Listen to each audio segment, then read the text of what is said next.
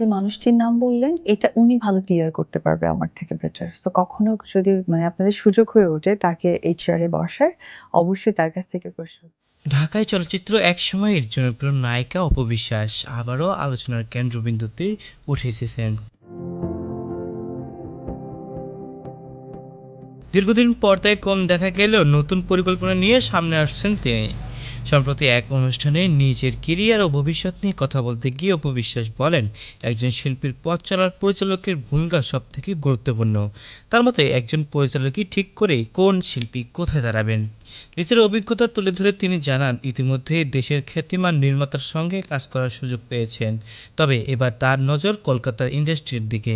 বিশেষ করে নির্মাতা সৃজিত মুখার্জির সঙ্গে কাজ করার আগ্রহ প্রকাশ করেছেন তিনি। সুযোগ পেলে অবশ্যই সেই প্রস্তাব গ্রহণ করবেন বলেও জানিয়েছেন এই নায়িকা। এদিকে বর্তমানে দুটি সিনেমার কাজ দিয়ে ব্যস্ত সময় পার করছেন অপু বিশ্বাস।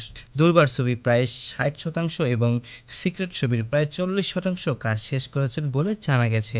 সব মিলিয়ে নতুন লক্ষ্য আর ভিন্নধর্মী কাজের পরিকল্পনা নিয়ে আবারও আলোচনায় ফিরছেন এই জনপ্রিয় অভিনেত্রী। আর হ্যাঁ, আপনার মতামত কি তা জানিয়েও কমেন্ট করতে পারেন আমাদের কমেন্ট বক্সে। চ্যানেলটি অবশ্যই সাবস্ক্রাইব করে রাখতে পারেন।